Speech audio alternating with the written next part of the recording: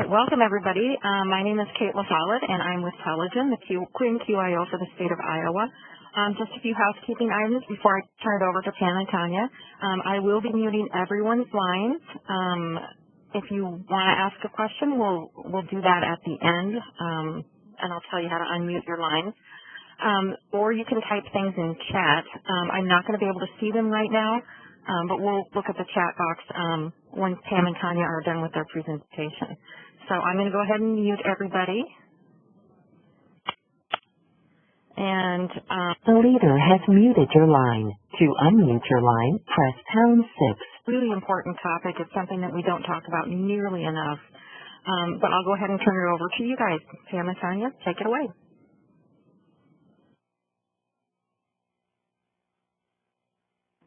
#6 to unmute your line.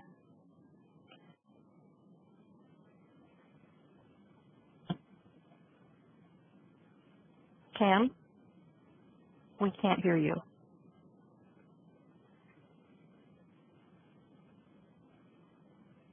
Hello? It's Tanya. Can you hear me? The leader has unmuted your line. Yeah, I can hear you now. Okay, can you hear me? Sorry. Yep, I can hear you. #6 was not cooperating. Oh, no. That's fine. I'm going to put myself on mute and just tell me when you want your slides advanced. Okay, great. Thank you. Well, good morning or good afternoon, depending on where you live. Thank you for joining us today for the very exciting discussion about long-term care residents' rights to sexual expression. And this is a topic that's important to talk about, and as Kate mentioned, something that really is maybe considered taboo or something that's not really a topic that's easy to talk about. So that's why Tanya and I today are going to talk about the subject and would certainly welcome any questions at the end of our presentation. And I'm a local ombudsman for the eastern Iowa counties. I have 7 counties that I serve, and Tanya is our local ombudsman for Polk County. And for those of you who don't already know, long-term care ombudsmen, we act as advocates for individuals residing in nursing facilities, elder group homes, assisted living programs, and residential care facilities. We do investigate complaints either made by or on behalf of residents and tenants, and we serve as a resource for with answers regarding long-term care rules and rights. We do a lot of providing of information and education and awareness, along with training about long-term care options, lots of trainings about resident rights, like this one, for example. And we do also promote policy changes to improve the quality of life for individuals in long-term care. So that's a little bit about what we do. Our office is different from the Department of Inspections and Appeals. They're more of a regulatory agency, and we're not the regulators. We are just advocates for residents. And we do work with facility staff quite frequently in order to resolve concerns. So we don't have the ability to give a fine or citation or anything like that.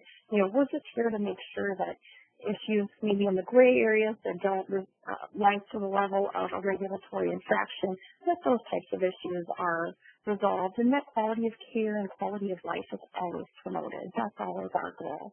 And whatever the resident wants, whatever their goal is, that's our goal. So that's just a little bit about Tanya and myself, and I've been in the business for, I don't know, 15 and 20 years probably. Been a long-term care ombudsman for 10, and nursing home social worker previous to that. Tanya also has a nursing home social work background and has been a long-term care ombudsman for, maybe 12 years or so, just guessing, somewhere around that time frame. So, anyway, so I will proceed with our presentation. Could we switch to the next slide, please?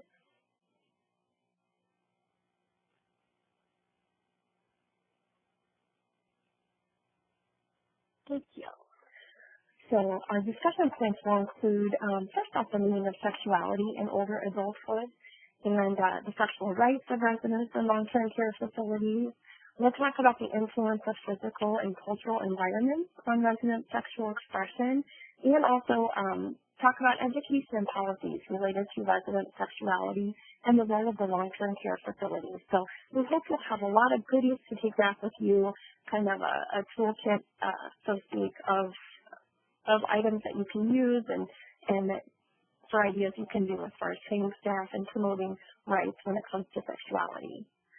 Next slide, please.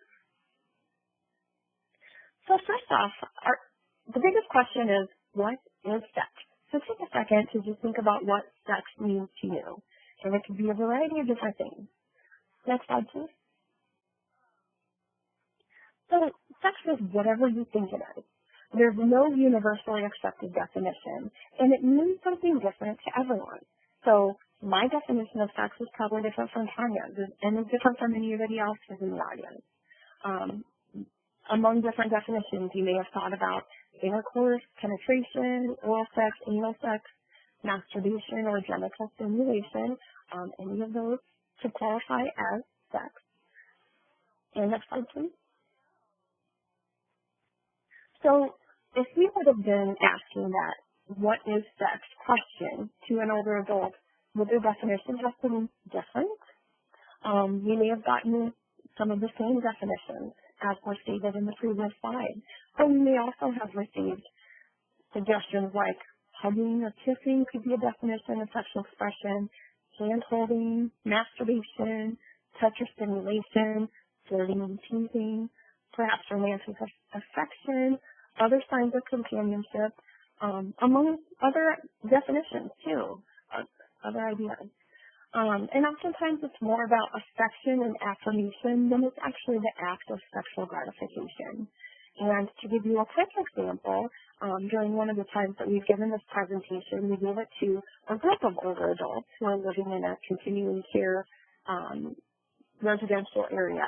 And so that kind of spans, independent living, assisted living, and nursing facility living. So there were a variety of older adults living in those settings. So it was asked during the presentation, what does sexual expression mean to you, or how do you express yourself in a sexual way? And one gal said that she expressed herself by getting her hair done once a week, and after she got her hair done, she put on a dress that made her feel sexy and would walk by the guys who were having coffee. And that was the way that she expressed herself. It wasn't sex, it wasn't hand-holding, it wasn't even any of that. It was just a feeling for her. And again, it can be different for everybody, how people feel sexually or how they express themselves sexually. Next slide, please. So who gets to have sex and why?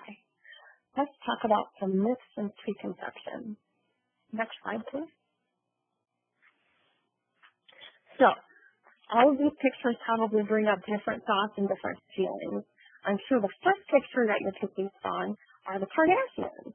And as, the reality stars, and they're always in the news, they're always in the media, usually with reports of, who's having sex with who, who's wearing inappropriate or revealing clothing, or who has a sex video that's gone viral. The Kardashians at this point in our media, they kind of personify sex. And it's, when you think about sex and who's having sex, I think we automatically think about the younger population. I remember myself even growing up, I didn't want to think about my parents or anyone my parents' age having sex or anyone my grandparents' age having sex. And, that's wrong. It shouldn't be, we shouldn't have that stigma anymore. And that's why we're trying to open up the conversation so that we can change perhaps our own personal bias and we can become more familiar with the subject and make it feel like it's not so taboo to talk about. And as we're looking at these pictures, top left, there's a couple where the gentleman's in a wheelchair and his wife's holding onto his arm. Maybe they have a different definition of expressing themselves sexually. Maybe to them, holding hands, kissing, or touching, and just affirmation is what they need or what sexual expression means to them. And then we have the older couple that's kissing, perhaps, they just want the companionship, and same with the other older couple in bed. Again, nothing wrong with having sex. No matter what age you are, this is normal. And we just need to kind of reframe our minds and realize that it's normal. No matter how old you are, no matter where you're at in your life, it's normal to have sexual desires or to have sex. Animal House, a little poster from there. As you recall, it was about kids in college, and there were some fraternity rivals, and all kinds of shenanigans ensued. But during that movie, too, there were a lot of sexual situations where there was just cheating.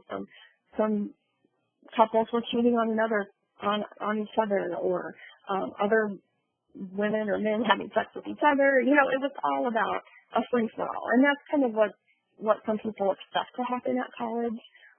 Maybe not necessarily the norm for everybody, but, it's expected for people who are in college. For newlyweds, it's expected that they will be sexual and that they will, have a lot of time together and doing different sexual things. But why not realize that, even couples with children have sexual desires. And folks who've been married for 50, 60 years still have those desires too. So I think we just need to get past our preconceptions and just realize that this is normal and this is accepted. So again, just the more that we talk about this, the more we normalize it. And that's kind of the goal for today. Can you advance to the next slide, please? So sex matters to older adults. I think it's also important to realize that sexuality remains an important component of well-being throughout the lifespan. We don't necessarily age out of being sexual. That's not something that, I'm 70 now, so I'm no longer interested in sex. No, that's not how it goes. And I'm sure Tanya has stories about this too, but there's a gal that I've been working with. She's in her low 70s. She was in a nursing facility and just moved out to assisted living. So she's on her way. She was really sick. Had a colostomy bag and other stuff. But she even mentioned to me, like, I hope I can move out of this setting, and I want to have a life of my own, and I want to maybe have a relationship with a man. It's not out of the realm of possibility. And sexual activity can have many benefits for older adults. They can fulfill a natural desire, provide for affection and passion, connect people. I think that's really what it's about for a lot of people, just that connection. Enhancing relationships, improving functional and health statuses, improving mood, and improving quality of life. So there are a lot of positive benefits to sex to someone who's an older adult. Can we move to the next slide, please? All right, and now for barriers to sexual expression and long-term care, I'll have Tanya take it away. Thank you, Dan. So we're going to talk about barriers to sexual expression and long-term care. As you know, long-term care facility isn't probably the most desirable place to have a sexual relationship. And one of those reasons is because there's a lack of privacy. Even though more and more facilities have private rooms, we do see a lot of shared room or semi-private rooms in facilities. So obviously having to share a room with another person creates an area where it's not so private. Also, if you consider the other areas in the facility, like the common areas, there's really no good private area for residents that are living in long-term care. So some ideas that we want to share with other facilities would be possibly if you're not able to provide a private room for them permanently, you might want to consider having an area or a room for these residents to go to if they desire to have some privacy. I worked with a gentleman and a woman that lived in a nursing facility, and they desired to have a relationship together. The facility didn't have a room that they could share. Unfortunately, they just couldn't work it out. So they decided to create a room there at the facility that they could go into if they wanted to have private time.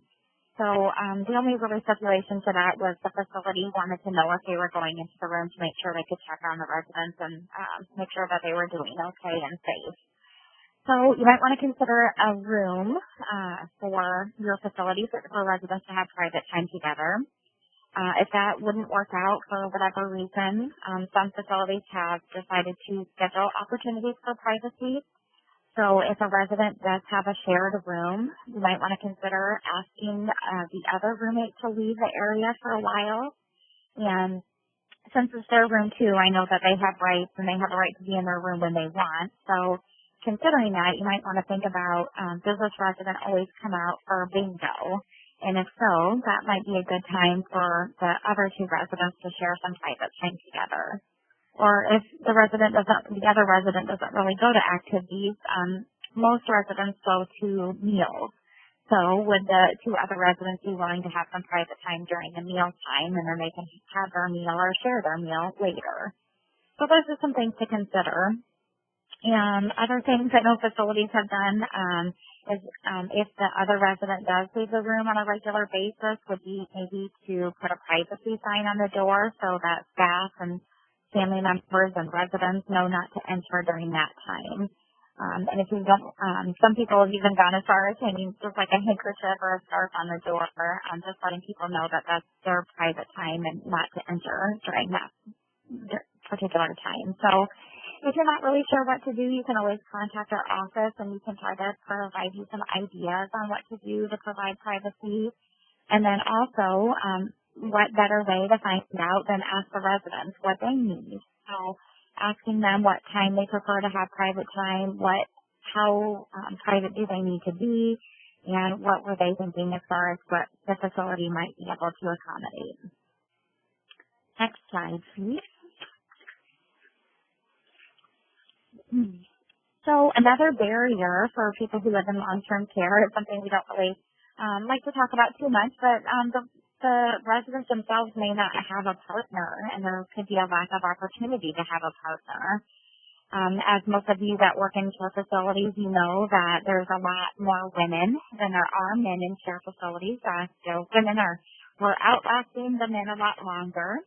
So there's far more women than men, so the women may not have a desired pool that the men might have. So you might want to consider that. And then accommodating sexual expression is often considered the resident's problem. So I've had facilities say, well, it's not our problem. The residents want to have a private personal relationship, and they need to figure out a solution for it. So I think it's important to kind of put that idea out of your mind and to want to be involved. And if the residents are talking to you about sex and wanting you to be involved in the decisions, it's important to engage with the residents and finding out what they want and how you can all work together to make it work. So some long-term care facilities have considered offering diverse opportunities for socializing and getting to know other residents. So instead of the standard bingo and games, trivia, meals, things like that, you might want to consider some smaller groups of socializing residents and maybe more of one-on-one, and asking the residents if they'd be okay with getting to know someone one-on-one, or like I said, a smaller group. So that might be an opportunity for your facility to get people together. Some of the assisted living programs and independent living facilities, and I haven't seen this in a nursing facility yet, but it doesn't mean that can't happen. But we've seen some speed dating or date nights at facilities, which I think is kind of fun. So maybe kind of setting something like that up at your facility would be something new to try. Other facilities, even nursing facilities, for couples that are already together, have arranged late night dinners or dates for the residents. Maybe taking them out on an outing and having a staff supervise that, or if they're pretty independent, that wouldn't necessarily be necessary. But so those are some things to consider, and maybe just to open up our eyes and our hearts a little bit to allow these residents to have more of a personal relationship with each other. Next slide, please. So another barrier would be fear of reaction from other people. Some residents may be concerned if they're having a relationship with another person that the staff, family, or other residents might react in a way that they don't appreciate. So you've seen some facility staff and even family members that they might be embarrassed that residents are acting that way, or they may act in disgust because they don't think older people should be having sexual relationships. So that is a real fear for people. And then subjective interpretations of sexual expression. So we talked about in the beginning that everyone thinks of sex a little bit differently. So what one person is doing somebody might think is inappropriate and another person might think it's okay. So it's really important, and facilities might want to consider preparing staff for the actual occurrence of sexual expression. So we're going to talk about later how to equip staff with that, but it's important to have proper response strategies and to prepare staff, other residents, and family members of these sexual expressions may happen and how we can respond to those. Next slide, please. Another barrier we want to talk about would be culture, religious, or societal attitudes. As we know, we live in a country where there are a lot of different cultures, religions, backgrounds, and sometimes we put those ideas in our minds and may not be accepting of other people's cultures or ideas. So that could be considered a barrier for some residents because of family traditions or because of our historical experiences, their political views, or because of their cultural background. They may be feared of being shunned as they have a sexual relationship with another person. So things to consider about that would be first creating a respectful culture. Reminding staff to put aside their own personal biases and maybe having in-services on different cultures and backgrounds and letting them know that there's a lot of different ways that people see things, and I think that would be a good way to get started anyway, to let people know that there are different viewpoints and we should put our own personal biases aside. We're going to talk a lot about this later, but we would like facilities to establish a formal guideline or a policy about sexual expression. So we sent out some information to all long-term care facilities. It's a sexual expression booklet, and we also have it on our website. And so we encourage facilities to write policies and procedures about sexual expression. And again, we're going to go over that later. And so if you want some ideas on how to do that, we will provide those. And then demonstrate, we need our leaders to demonstrate how to respect residents' rights, dignity, privacy, and all those types of things. So being a leader in your facility and asking the other leaders in your long-term care facility to demonstrate to others how to respect residents' rights, I think is a good start as well. Next slide, please. This is Kate. You're fading in and out just a little bit. Okay. It's been a little hard to hear you. I'll try to readjust my phone a little. Thank you for sharing. Okay. So the next one might be family involvement. That could be That's worse. Is that better? No? There, that's better. Okay. So family involvement could be considered a barrier. Sometimes families are resistant to their parents or another family member having sexual expression, or sometimes they may even aim to prevent it. I've heard in my experiences sons and daughters say things like, my mom would never have done that, or if their other parent has passed away, they might say something like, oh, what would Dad think if he did that? You've even heard the family members go as far as telling their parent they would move their parent to a different room or to even another facility if they would continue the sexual expression. So family is definitely a barrier. Like Pam said earlier, most of us don't want to think about our parents in a sexual relationship or anything similar to that. So I think things to consider would be talking to your family members prior to admission about your sexual policy, and that residents at your facility have the right to have sexual relationships, possibly showing them the policy or even showing them the book that we have provided the facility, or even making them a copy of that book so they know what sexual expression is all about and what to expect at your facility. And then some other facilities have done family education, like having a family council meeting or a family get-together where they have a presentation on those. And either the social worker, administrator, director of nursing can do those. And once we have travel rights again in our long-term care ombudsman's office, we would be happy to assist you with those types of presentations. Next slide, please. Another barrier would be healthcare providers. So physicians and maybe some other healthcare providers could contribute to some of the problems surrounding sex and aging. Just like anybody else, they're subject to any myths or attitudes that any preconceived notions that we might have about aging people having sex. So I think it's important to include your medical director and any other physicians that may be involved. The note here says sharing the policy with a physician, but I would even go as far as saying maybe even asking your medical director or for a physician input on your policy.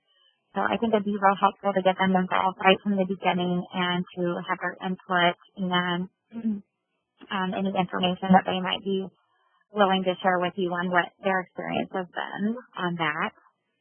And then, of course, encouraging healthcare providers and other physicians to be open and approachable with residents and their family members about sexuality. So, we've had some situations where doctors don't really want to talk to residents about those things, but I think if we're approaching them early on and being proactive, then they're more willing to be involved.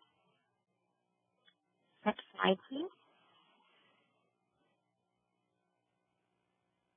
Another barrier would be considered health changes, medication, and illness.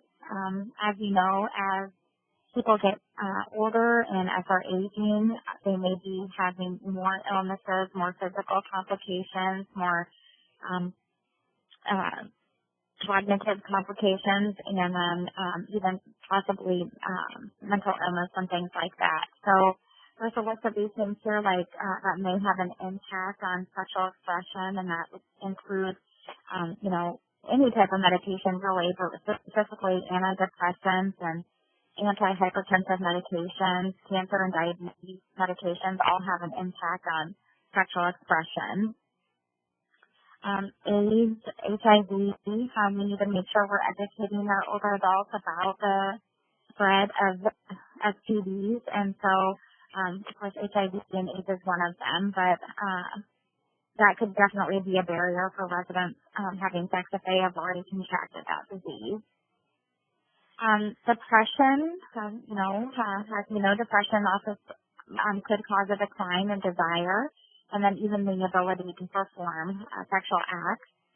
And then dementia, diabetes, depression, all these things, some of these were already listed, but there's really a variety of different diagnoses and diseases that could have an impact on sexual expression. So we want to think about those things as well. I'm going to turn it back over to Pam. Miss Tanya. Thank you. So I'm just going to talk a little about issues of consent. And issues regarding consent often arise when one or both partners have any sort of diminished cognitive capacity. So I know this is a really hot topic. And the presence of dementia at varying stages of severity also poses a challenge in determining the capacity to consent. I think it is important to note, too, that even if someone has a diagnosis of dementia, it might not necessarily eliminate their ability for recognizing their desire for intimacy and pursuing a meaningful relationship.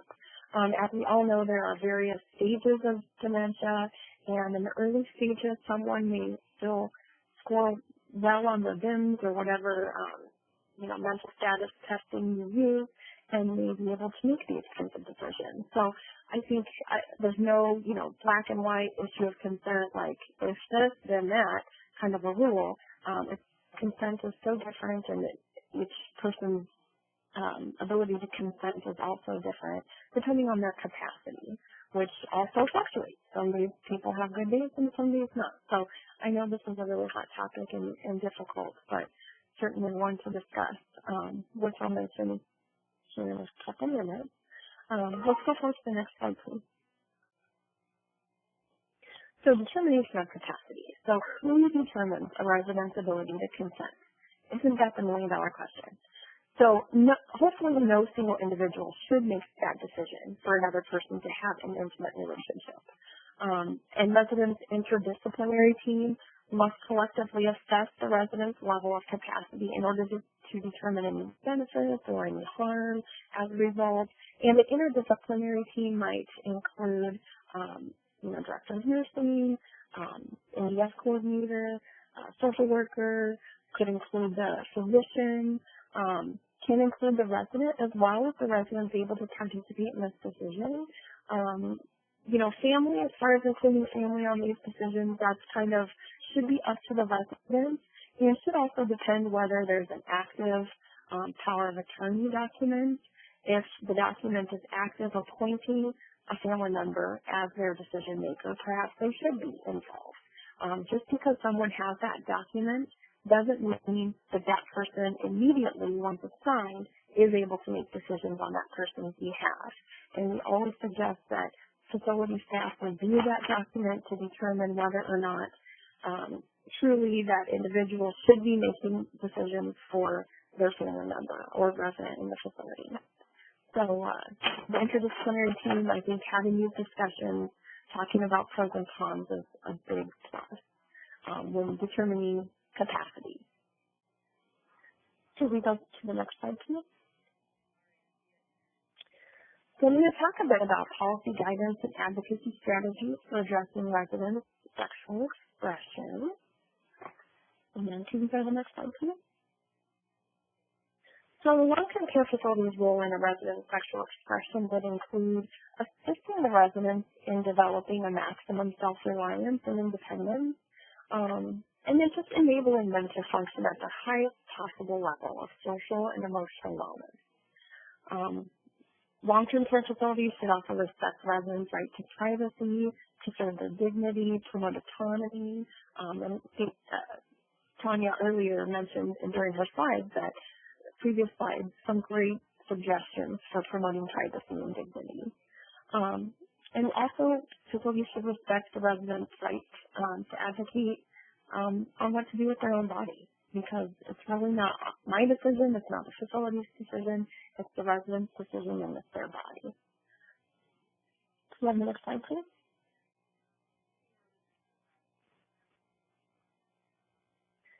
Also, we should consider influences or barriers within the physical and cultural environments and make adjustments wherever possible. Tanya's slides had some great suggestions. Facilities should also educate residents, staff, and families on resident rights and opinions related to sexual expression.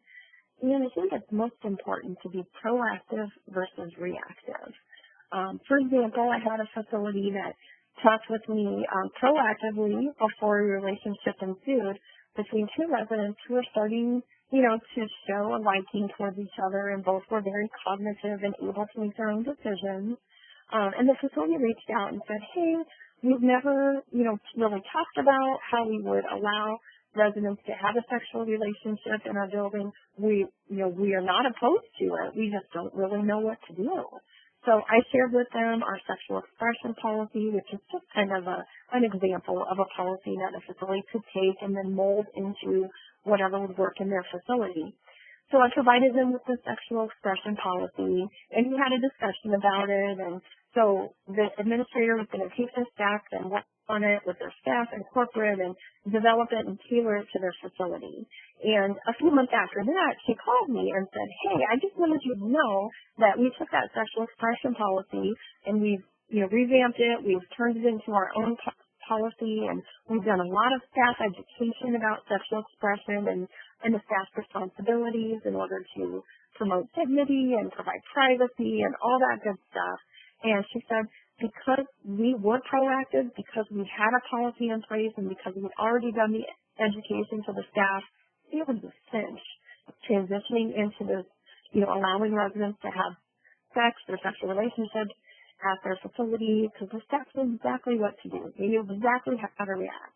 And they had the tools that they needed to make this a successful transition. So our hope is, through this presentation that you guys as facility staff members can take some of this information and take it back to your facility and be proactive versus reactive, and have a plan in place and have the training framework already laid so that when a sexual expression situation arises, you guys will be ready to go. Can we have the next slide, please? And I'll let Tanya take it away. All right. So Pam had talked about developing a sexual expression policy, and I just want to point out before everything gets away from me that we do have some example policies on our website. The website is iowaaging.gov, and then if you go under the long-term care ombudsman program, there is some information. Our sexual expression booklet is on there as well as some example policies. And I think it's really important to know that every facility is different. So we're asking that you don't necessarily copy and paste these policies and make them your own, but use them as a starting point to help you initiate a policy. Definitely use the language and some of the things that we have in there, but make sure you're going over your unique facility and making sure you apply those things to the policy that you put in place. So a couple things. A sexual expression policy should clarify views on addressing the resident's sexual needs and actions. So it's important in your sexual expression policy to define what appropriate sexual expression is, and then also to define what inappropriate sexual expression is. So, we're going to, one of the slides, I think it talks about making sure you define what sexual abuse is versus sexual expression. So, I think that's a very good thing. So, explain what constitutes sexual abuse and the process for determining that and making sure that everyone is aware of what sexual abuse is important. And then we also think it's important to talk about STDs or STIs. So, making sure in your policy that there's some information on there about educating residents, staff, maybe even family members on the safety and risks of having sex or having sexual expression, education on the aging body, boundaries and rules and ethics that you might have. And then also some information in there about providing staff the knowledge to address those situations independently. So if some of these situations are going on when the administrator, director of nursing, social worker aren't there, how should the staff address those things? And can they do that? They should be able to do that on their own if those staff aren't available. So again, every situation is different. I think every facility is different, so you should look at those things individually and set those policies in place according to your facility. Next slide, please. So there's some steps for developing a sexual expression policy. We're going to go over these real quick. Step one would be to assemble some stakeholders in developing the policy. I think it would be important to have your administrator, director of nursing, social worker there, but also the people who work on the floor. So maybe a floor nurse, definitely a certified nursing assistant, medication aide, those types of people who work on the floor because they're the people who are going to be interacting with the residents first. I think it'd also be good to have the doctor on board, as we talked about before. And then also, it might be a nice idea to have residents on your policy team as well, or at least ask for their input. Step two would be becoming subject matter expert. So educating yourself as much as possible on sexual expression. All of you are taking a really great first step in attending this session. And I think the next step would be reading that that booklet that we provide, the sexual expression booklet. And then any other information that you think might be helpful, I think it would be good for all of the stakeholders to be experts as much as possible. Step three would be building your policy guidelines, which we'll talk about. I talked about how each facility is unique in their own environment, so you will want to assess your facility environment to find out what can we do, like can we provide that private room, or can we ask the resident to leave at certain times. So we just want to make sure you look at your particular environment and have policies in place that are particular to you. Step five would be policy development. Step six would be implementation of the policy, so making sure that everyone, all the staff, residents, and family are aware of the actual policy and so you can implement it together. And then ongoing evaluation, I think, is always important when you're developing a policy. It's one thing to make a policy, but then you're going to probably find mistakes and things that maybe need to be tweaked. So I think it's important to look at the policy on a regular basis and change as needed. Next slide, please. So one of the things that you could do, or one of the things that could be in your policy would be education and training concepts for staff. Like I said, the people who are looking before are going to be the first people who may encounter a situation. So it is crucial to share the sexual expression policy with the current staff. And then I think once you have that policy in place, any potential staff or the staff that you are hiring, it would be crucial to let them know about what your policy will be. Let's see. The staff often know the best, often know the residents the best. So those people who are working on the floor have the most face time with residents. So making sure they're looking out, and they're usually the first person to notice a change in health, attitude, a person's behavior. So making sure those staff are equipped to look for those types of things. And then continuously providing support. I think it's important to have possibly an in-service on this at least once, if not on a regular basis, and then ask the facility staff for discussions and potentially even have a monthly meeting or even maybe having a sexual expression committee for those people who develop the policy maybe could be on that committee to talk about those things. Next slide, please. Yep, thank you. So also more education and training concepts for staff, normalizing the discussion. I think Pam talked a little bit about this earlier, but just talking about it as much as possible so that staff think it's normal to talk about sex. And so you could talk about different things that have already happened in your facility or potential scenarios that might come up. Encourage the staff to tell supervisors what they need to feel comfortable about addressing sexual expression. So talk to your staff, and if they're not feeling comfortable, ask them what would make you feel comfortable. So I think it's just important, as we've talked about through a variety of different things, is just being open and making sure people know and talking about it as much as possible. We talked about earlier some barriers that might exist and even offered you some solutions for that. So I think it's important for you to look at your facility as a whole and identify barriers that you might think of that are facility specific. And then train staff to differentiate between acceptable, healthy, or safe sexual expression versus unacceptable. So we're going to talk about that in the next slide. But you want to make sure your staff know what the difference is between those two things and how to equip them to handle both. Next slide, please. So unhealthy sexual expression, you guys are probably pretty familiar with this, but unhealthy would be considered potentially sexual abuse. So when someone is taken advantage of or abused, or it could be sexual contact between two residents. It could be between a resident and a facility employee or a consultant, third-party affiliate. So sexual contact between any person and a resident who is unconscious, physically unable to communicate their refusal, if they're under the influence of intoxicants, or if they're suffering from a mental illness to the point where they can't consent, that's going to be considered unhealthy or potentially even sexual abuse. So we'll talk about healthy as well, and that kind of give you a contrast. So next slide, please. And then healthy sexual expression would be considered consensual, and I know Pam kind of talked about the difference between consensual and not, or at least capacity.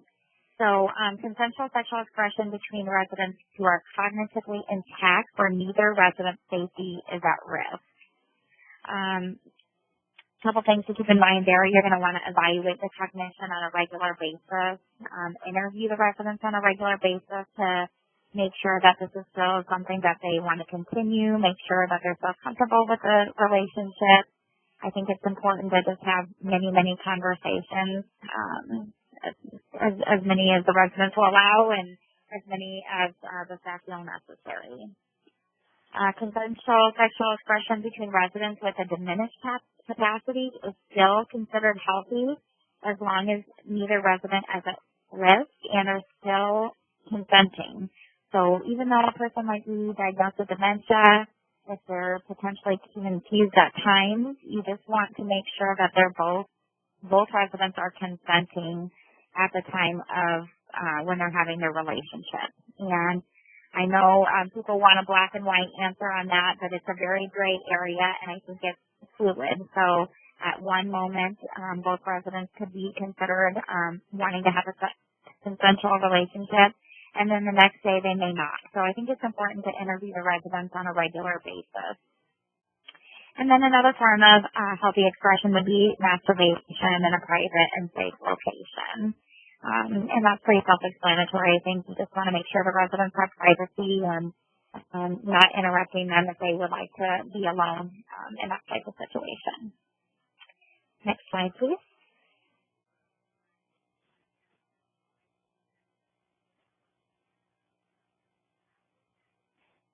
And Kim's going to take it away from here. Thank you. So yes, I'm going to talk about effective response strategies, which would include responding calmly and patiently, just trying to consider what's going on and whether it's safe for all parties involved. You might want to relocate the resident or residents to appropriate locations whenever necessary, and address the resident in the formal tone and manner, display a neutral reaction, and gently but firmly remind the resident when the behavior is not appropriate.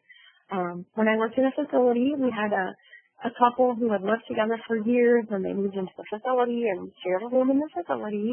And every morning, I remember we would find their rooms. They pushed both of their, kind of hospital beds, which they have in the facilities, push those together. I'd put down the rails on either side so that they could have a bigger bed together. And anyway, there were times when they were a little bit inappropriate in the lounge area, which was like right when you entered the facility. So there were times when, as staff, we had to approach the residents and say, Nicole and John and Jane, okay, John and Jane, why don't you go to your room? And it looks like you guys would like some privacy. So, just finding a tactful way to, without embarrassing them, without, making a big deal about it, just to kind of redirect them to a private space.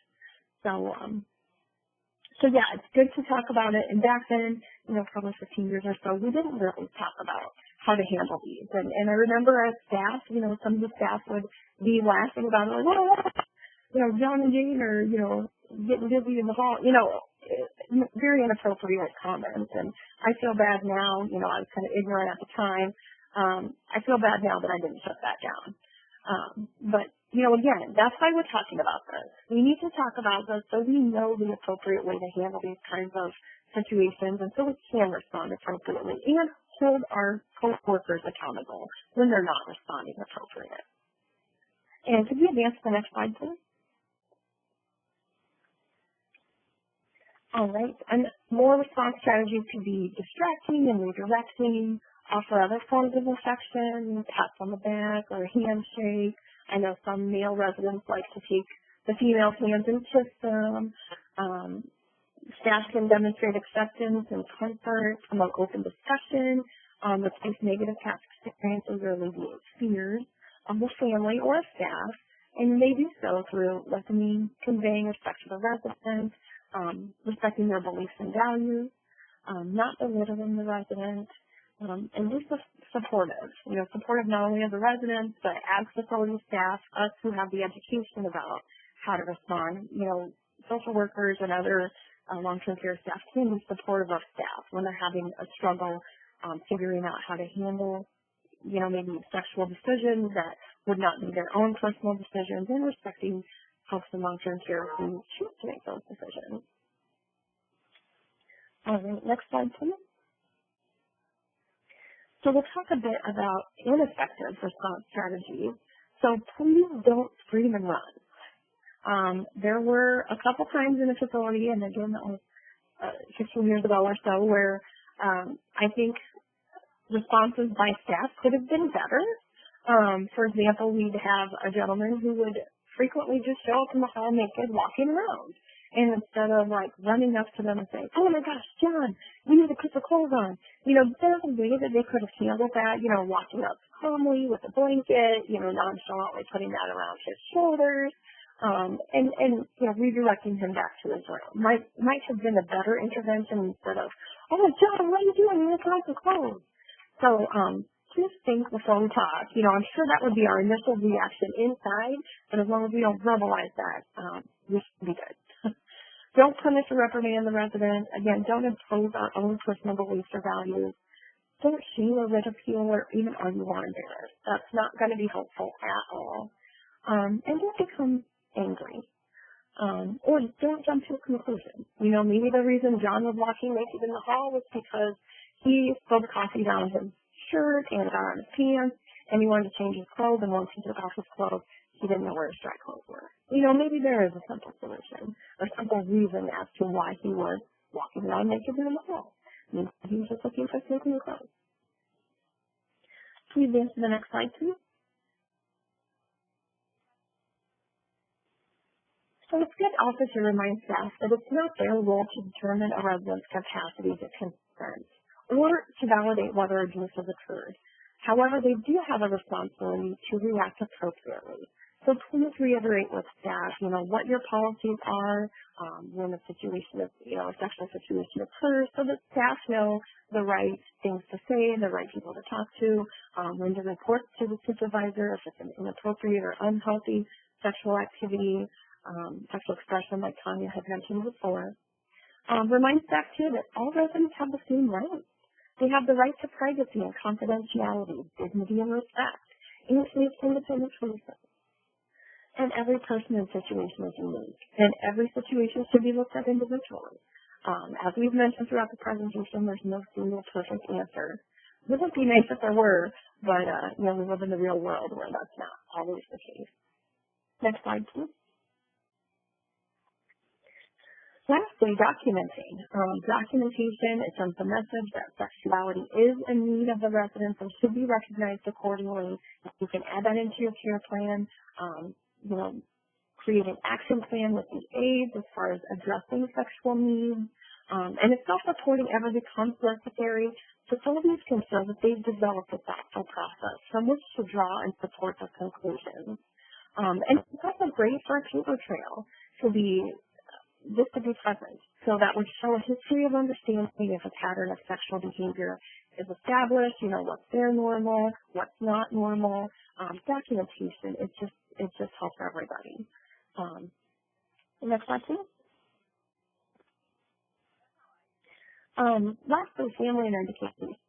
Resident and family education. And like I mentioned before, being upfront about the facility's policy upon admission for sexual expression, like does the facility offer erotic content or provide condoms? Might be good to periodically distribute sexually relevant information. I know our office has provided brochures to nursing facilities regarding sexual expression. Maybe you could insert a blurb in your newsletter. You could certainly address important topics, remind families and residents of their rights, or show relevant films, documentaries, or bring in experts. And also talk to resident family council. And on that note, next slide, please. We will conclude our presentation. Thank you for having us. Here is the contact information for both Tanya and myself. Feel free to call or email if you need anything, and please check out our website, iowaaging.gov, for our sexual expression brochures and our sexual expression policies. And if anyone has questions, we'd be glad to answer those at this time. So there is one question in chat from Mary Madison. Will this presentation, the slides, be available to us? I can tell you that, yes, right now they will be. We're going to post this on the Telegen website and also on the Iowa Geriatric Education Center website. And then, of course, the Ombudsman will have a recording of this presentation as well, so they can share it as well. I'm going to open up all the lines. I can think about how to do it. So all phone lines are now open. If you have a question, we're happy to answer it. If you're too shy to ask it over the phone, you can always type it in the chat.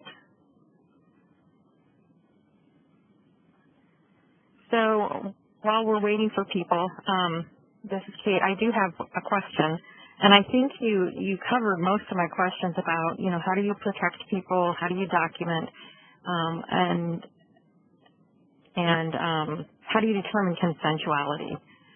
Those are probably the three biggest questions that I had come to mind. And I can't remember the question I was just going to ask you. So, any other questions on the phone line?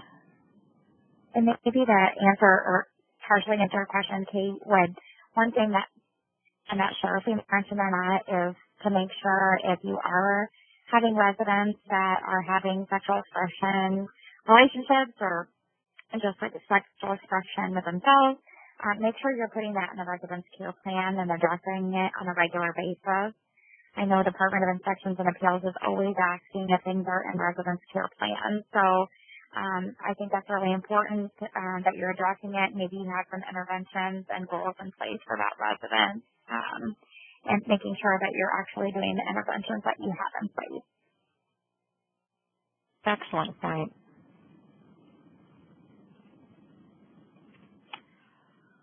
All right. It looks like there's no more questions from chat or on the phone line. If you do have questions, you feel free to email Tanya or Pam, or you can email myself, and we'll get these answers back to you, and the slides will be available to you.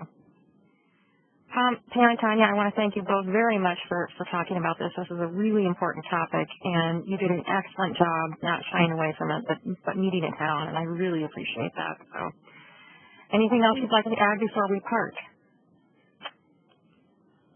I would just like to say thank you for having us, and yeah, it was a pleasure doing the presentation. So thanks for inviting us to do the topic.